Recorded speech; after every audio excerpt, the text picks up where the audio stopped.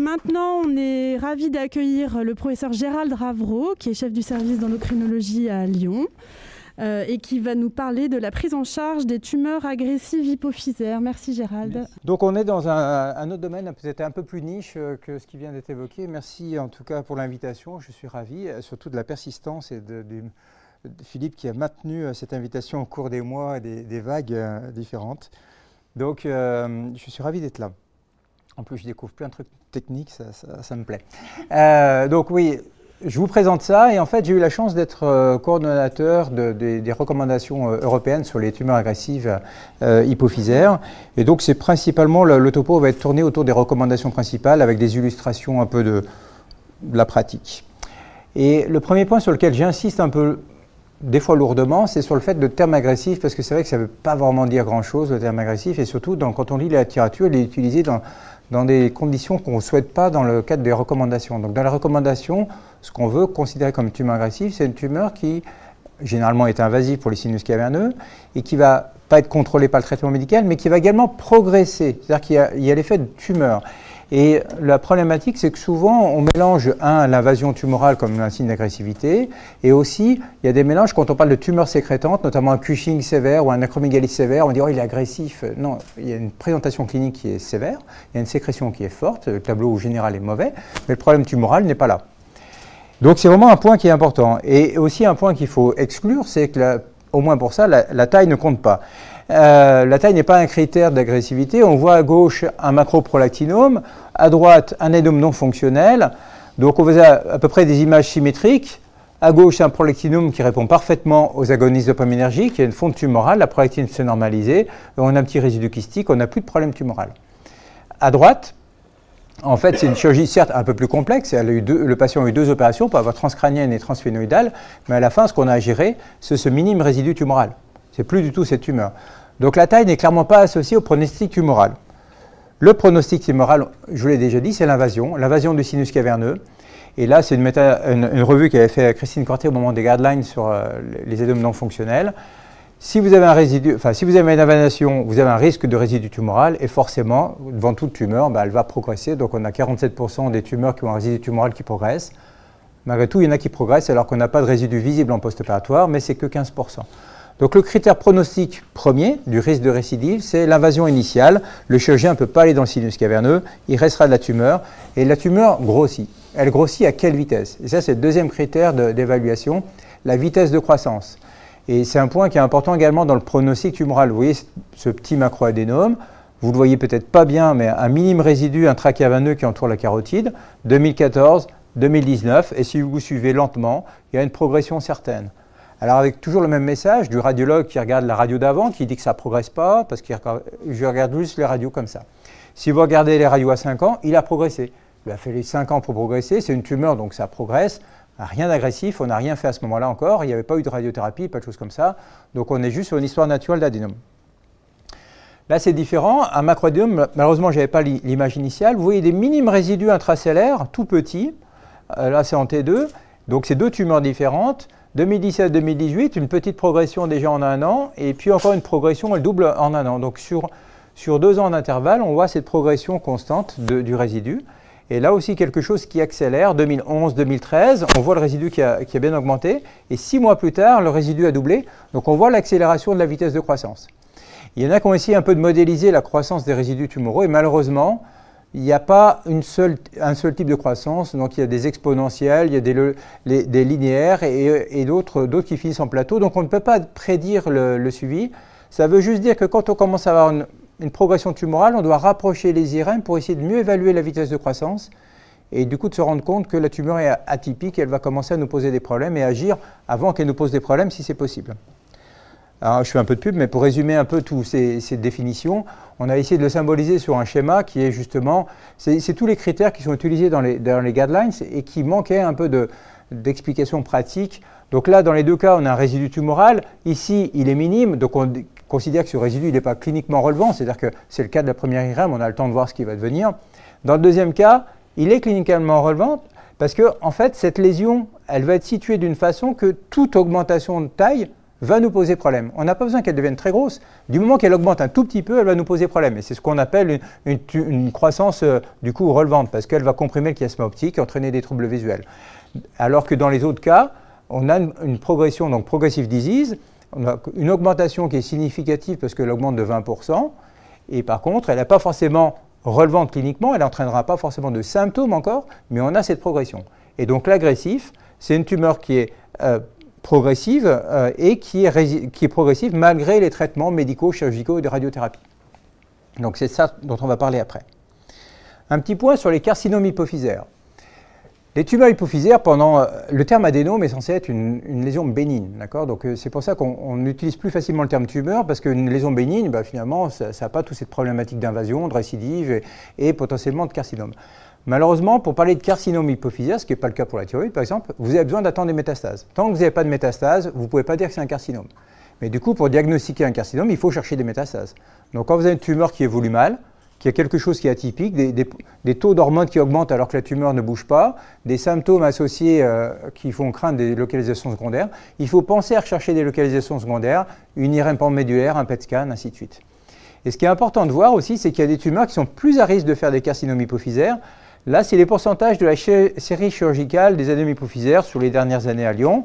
Donc on voit que la majorité, c'est des gonadotropes non fonctionnels, 15% de corticotropes, 11% de prolactinome parce qu'on en perd pas trop mal de prolactinome, et puis des somatotropes, ainsi de suite. Et quand vous regardez par contre les séries publiées de carcinomes hypophysaires, 45% d'entre eux sont des corticotropes et 30% sont des prolactinomes. Donc il y a une surreprésentation des prolactinomes et des corticotropes parmi les cancers. Sous-entendu, ce type de tumeur est plus à risque de développer des métastases dans le suivi. Alors, donc encore une fois, c'est juste une illustration finalement de l'histoire naturelle des carcinomes, avec ce patient qui a au départ une tumeur qui paraît tout à fait banale, comme on en voit tous les jours, qui récidive avec une métastase rétroclivale et par la suite des métastases ganglionnaires cervicales. Et c'est l'histoire de ce patient qui est opéré de multiples fois. On verra d'autres situations qui s'y mêlent à celle-ci. Et donc les métastases principales, c'est cérébrales et intraspinales, mais tous les organes peuvent être des cibles de métastases. Puis quelquefois, c'est plus difficile à identifier. C'est le cas de ce macrocorticotrope. Un macrocorticotrope silencieux, donc une grosse tumeur. Le patient est arrivé, il était quasiment déjà aveugle. Pour des histoires personnelles, il a un retard au diagnostic.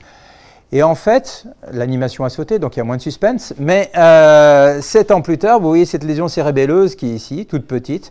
Et quand vous regardez l'historique de ces lésions, vous voyez la métastase qui était déjà présente, et en fait, en tout petit pour ceux qui ont de bons yeux, elle était probablement déjà présente au diagnostic. Donc ça, c'est une histoire rare. Il a été opéré, on sait bien que c'est une métastase, ce n'est pas un méningiome, ce n'est pas un truc associé, il y a bien une métastase de son carcinome hypophysaire. Ça, c'est une présentation assez exceptionnelle. Une autre présentation à l'opposé très exceptionnelle, c'est un cas de Marseille, avec un prolactinome qui était déjà donc, invasif et qui avait des critères de prolactinome très actif, qui a dû être opéré. Vous voyez, un Ki67 à 60%, donc un taux de prolifération très élevé. Et en fait, 4 mois plus tard, métastase hépatique, métastase cérébrale. Donc là, au contraire, c'est très rare dans les tumeurs hypophysaires d'avoir ces tumeurs très, très évolutives. Donc, est-ce qu'on peut prédire ce risque évolutif en dehors du signe du lignage corticotrope ou lactotrope? Eh bien, au moment des guidelines, on avait recommandé tout de même de regarder le Ki67, et que si le Ki67, donc l'index de prolifération, était élevé à plus de 3%, ça valait la peine de regarder les mitoses et la P53. Pourquoi? Eh bien parce que il y a quelques années, Jacqueline Trouillas, anatomopathologiste à Lyon, avait proposé une classification des tumeurs hypophysaires et validé cette classification sur un PHRC national, Hippopronos, sur lequel beaucoup avaient participé, qui testait justement l'impact de la taille de la tumeur, du type sécrétoire et d'un grade qu'elle proposait, qui était une combinaison de données radiologiques non invasives ou invasives, donc 1 ou 2, et puis proliférantes ou non proliférantes. Et pour la prolifération, il ne fallait pas s'appuyer sur un seul marqueur, mais sur une combinaison de 2 des 3 marqueurs, qui étaient les mitoses, le KI ou la P53. Et si vous aviez 2 de ces 3, vous deveniez B, et donc le grade, je n'ai pas mis le grade 3, mais les grades étaient possibles, non invasifs, plus ou moins proliférants, invasifs, plus ou moins proliférants, et le grade 3, c'était s'il y avait des métastases qui étaient identifiées, donc le vrai carcinome. Et donc vous voyez que dans cette classification, le risque de récidive était 12 fois plus élevé récidive et progression malgré le traitement médical était 12 fois plus élevée dans le grade 2B que dans le grade 1A. Mais même entre deux tumeurs invasives, la prolifération avait un facteur pronostic supplémentaire qui était 4 fois plus élevé. Donc cette classification a été utilisée par d'autres cohortes maintenant et qu'elle est validée donc par l'équipe belge sur les gonadotropes, mais également par des équipes italiennes. Et donc maintenant, par plusieurs séries indépendantes, toutes ont démontré le caractère pronostique de ce grade. Et donc il faut demander à vos anapathes de faire les marqueurs de prolifération et vous, il faut les regarder et les lire. Et en tenir compte comme d'autres tumeurs. D'accord ? Elles seront rares, mais il faut en tenir compte. C'est 8 à 10% des séries chirurgicales qui sont de grade 2B. Toutes ne vont pas devenir des carcinomes, mais c'est celles-ci sur lesquelles il va falloir être plus attentif. Et donc, du coup, on propose, dans le cadre de ces indications, on a discuté également la radiothérapie. Donc, la radiothérapie, elle a du sens que si la tumeur, elle est proliférante. On ne fait pas une radiothérapie adjuvante chez tout le monde. Par contre, si on a justement un résidu tumoral significatif, ce que j'ai expliqué au départ, avec des marqueurs de prolifération très élevés, c'est-à-dire du coup un risque tumoral précoce en cas de progression tumorale, on a suggéré qu'il pouvait être proposé une radiothérapie complémentaire. Quelle est la situation? C'est celle-ci. Vous avez ce macroadénome invasif pour le sinus caverneux, donc un grade 4 de gnosme. La carotide est complètement englobée. Le chirurgien a beau être aussi bon que possible, il ne peut pas enlever la partie intracaverneuse. Donc il enlève très bien la partie cellaire, il décomprime bien le chiasma. Mais vous voyez, il y a ce bourgeon qui est au contact du chiasma avec un gros résidu tumoral. Les facteurs de prolifération sont élevés. Cette patiente a 56 ans. L'évolution va être négative par rapport au chiasma optique. Donc, dans ce cadre-là, on n'a pas attendu qu'il y ait une progression qui puisse nous gêner pour la radiothérapie. On a proposé une radiothérapie. Puis, comme on est des bons vendeurs, on montre que les cas qui marchent bien. Donc, voilà l'effet de la radiothérapie. 2 ans plus tard, vous voyez la fonte tumorale. Ça, c'est exceptionnel. Le but de la radiothérapie pour votre patient, c'est de stabiliser la tumeur. Si vous avez la chance qu'il y ait un effet antitumoral et qu'il régresse, tant mieux. Mais le but de la radiothérapie, c'est qu'elle ne progresse plus. Mais pour illustrer, c'est bien. Donc, bien sûr, on utilise le traitement standard aux doses maximales possibles avant de penser à autre chose. Donc, je ne vais pas rentrer dans les détails des recommandations, mais je voulais juste évoquer cette situation. Vous ne le verrez pas. Cette situation clinique où, dans certaines situations, donc très rare cas de prolactinome, résistant aux agonistes dopaminergiques, le Signifor peut, comme vous pouvez le voir, normaliser la prolactine après une injection et corriger le cycle menstruel de la patiente. Le même cas aux Pays-Bas avec une réponse rapide. Et ce dernier cas d'un adénome plurihormonal PIT1 silencieux où il y a une réduction tumorale. Le point commun de ces 3 prolactinomes, c'est qu'ils exprimaient le récepteur de la somatostatine. Par contre, quand on regarde notre série de prolactinomes, c'est très rare que les prolactinomes expriment le récepteur de la somatostatine. On ne peut pas dire aujourd'hui que seuls les prolactinomes qui expriment le récepteur vont répondre aux pasirotides. Ce que je peux juste vous dire, c'est que les 3 cas publiés avaient des récepteurs et que ces récepteurs sont rarement présents. Mais dans tous les cas, la réponse a été très rapide. Après une première injection, la prolactine a chuté. Donc peut-être que ça vaut le coup de l'évaluer. Je discutais de ça avec Dominique Metter cet après-midi. Il a testé avec moins de succès. Moi, j'ai testé chez 3 prolactinomes, j'en ai qu'un. C'est tout où on en est aujourd'hui. Mais je pense que l'expérience mérite d'être discutée parce qu'après, qu'est-ce qu'on a? Et bien, du coup, on a malheureusement, on passe à l'étape de chimiothérapie. C'est-à-dire que quand on a une tumeur comme ça, pareil, qui paraissait pas extraordinaire, j'étais pas né en 90, donc c'est pas moi qui l'ai pris en charge, mais par la suite, quand il a récidivé, il avait un minime résidu, une radiothérapie, tout a été bien fait, il continue à progresser, et puis il a fait une méningite carcinomateuse, et donc malgré tous les traitements possibles. Et donc le choix dans ce cas-là, le choix de référence, et là pour le coup qui est clair, c'est le T-modal. C'est-à-dire qu'une fois qu'on a prouvé qu'on était face à une tumeur agressive ou un carcinome, agressif selon les définitions, le traitement de référence, c'est le T-modal.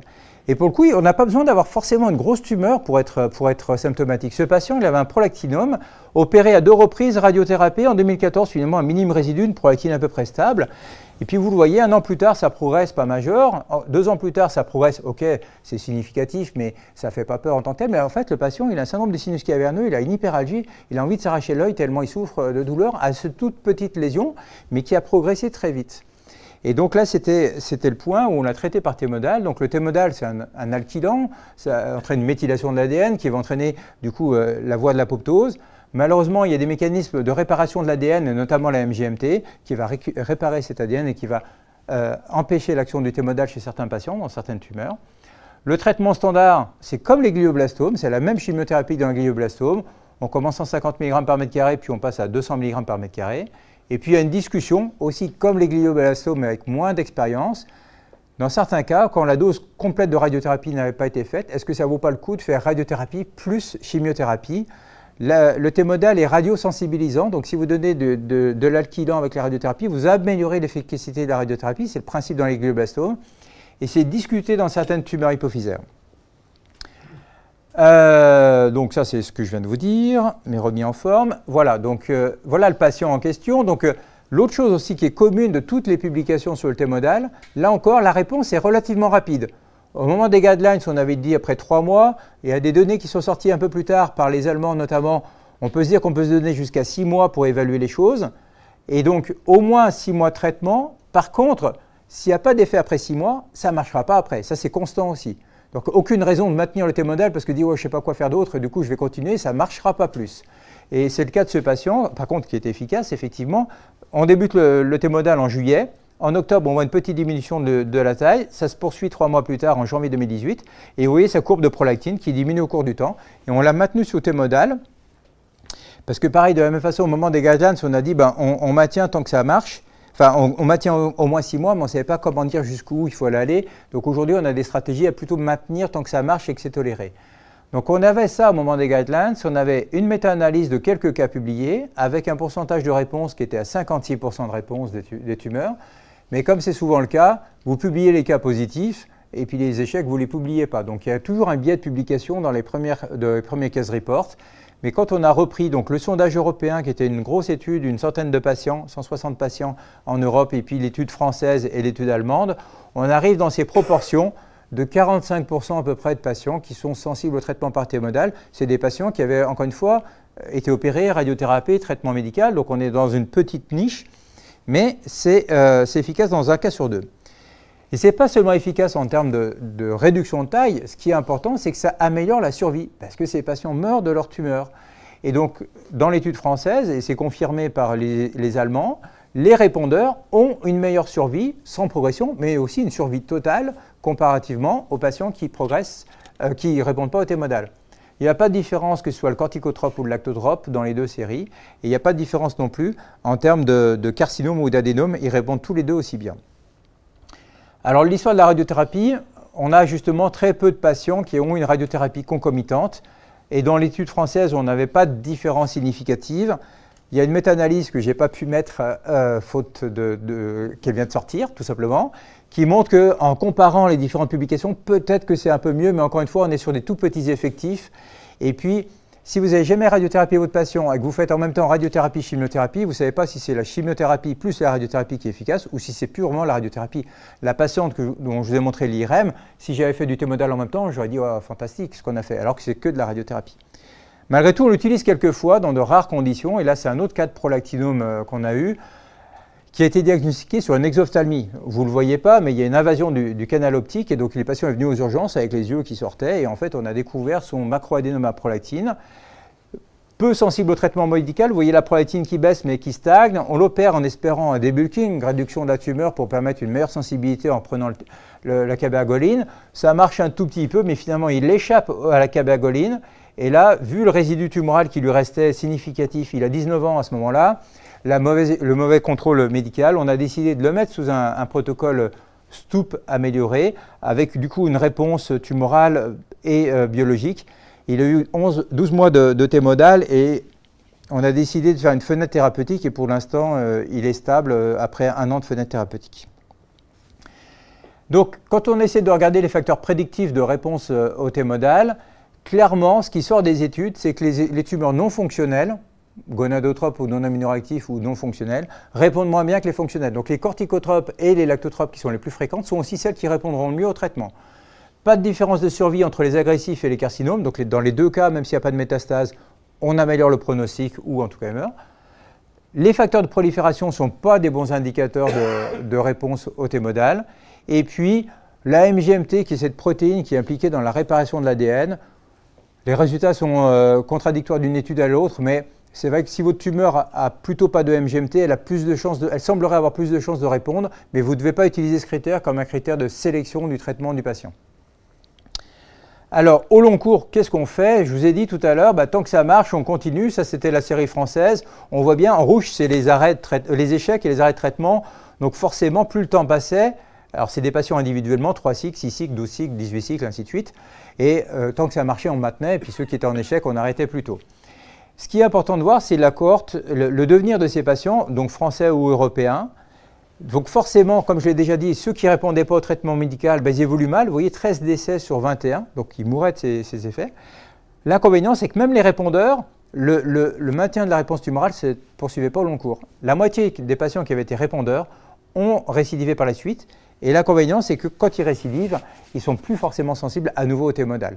Donc la durée exacte du traitement par T-modal est difficile à combiner. Comme j'ai envie d'être positif aujourd'hui, partiellement positif, parce que c'est un peu coupé. Mais donc ce patient, il a continué sa réponse, mais peut-être que la suite viendra après. Il a continué sa réponse sous T-modal avec une normalisation de la prolactine, donc l'effet, la réduction tumorale, et l'effet s'est poursuivi. Si je ne l'ai pas mis après, pour la petite histoire, il va très bien. Et donc ça, c'est pour vous montrer aussi donc, les patients à qui on a arrêté le T-modal et qui progressent. Et bien, quand on reprend le T-modal, il y en a très peu qui vont fonctionner. Mais comme à l'époque des guidelines, on n'avait pas beaucoup de choix thérapeutiques, et ça reste le cas aujourd'hui, malgré tout, on retente de redonner le T-modal. Il y en a quand même quelques-uns. Il y a quelques patients qui finalement répondent à la deuxième cure. Ce qu'il faut savoir, c'est que malgré d'excellentes réponses à la première cure de T-modal, ils peuvent devenir complètement résistants sur la deuxième cure. Donc, savoir quand est-ce qu'il faut arrêter, c'est à discuter. Là, ça va être pour résumer un peu les différentes options thérapeutiques qu'on peut proposer pour nos patients. Donc, ce qui a été publié dans la littérature.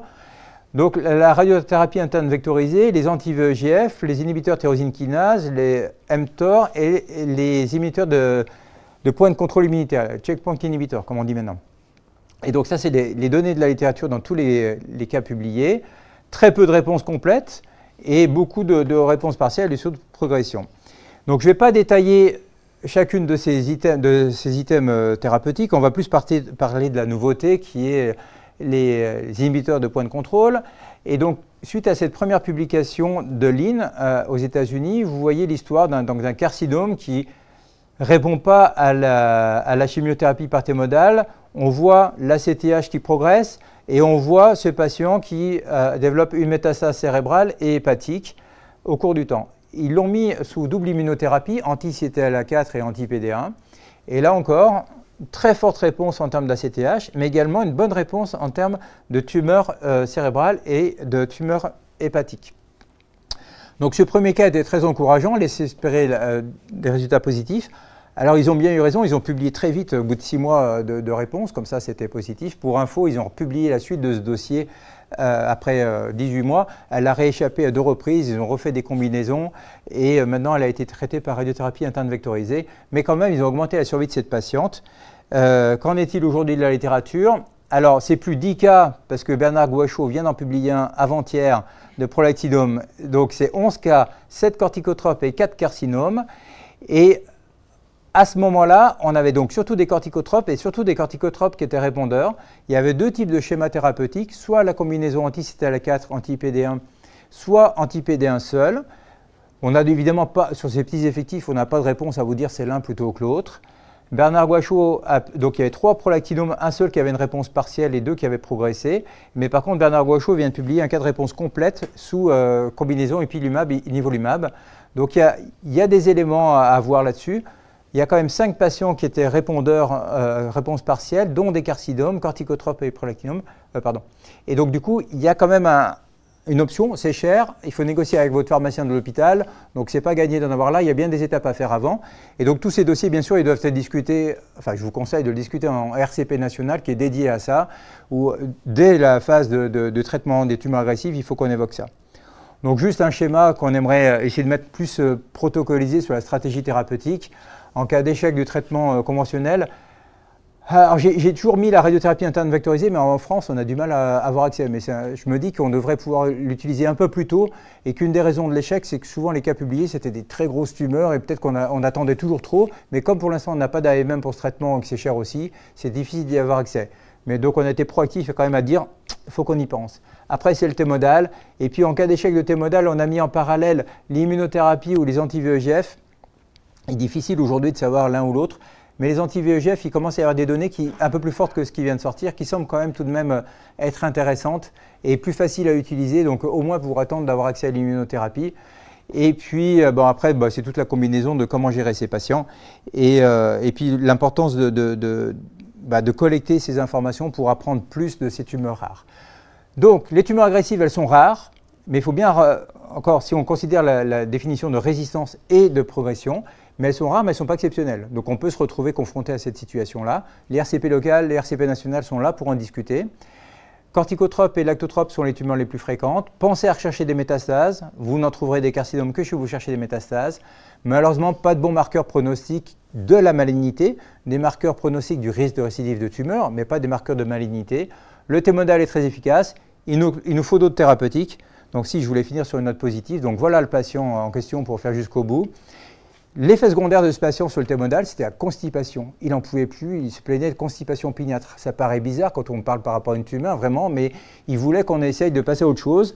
Moi, j'étais un peu inquiet. On a baissé d'abord le T-modal à moitié pour voir, puis il était toujours contrôlé. Puis vous voyez, maintenant, ça fait presque 18 mois, 1 an, presque 2 ans qu'il est sans T-modal et il est en rémission. Alors, on va appeler ça d'une réponse complète parce qu'il n'a plus de cabergoline non plus, donc il est contrôlé avec cette période. Donc, c'est rare, ça peut exister et on a eu la chance que celui-ci en fasse partie. Donc bien sûr, je voulais remercier Emmanuel Jonot, notre chirurgien, de l'équipe clinique, le labo avec lequel on travaille, les collaborateurs européens des Guidelines et surtout prenez note, venez à Lyon, il fait un peu froid aujourd'hui, mais en septembre il fait très beau, il y a des belles péniches sur le bord du Rhône sur lequel vous pourrez profiter des soirées. Donc prenez note de ce congrès européen à venir. Merci beaucoup.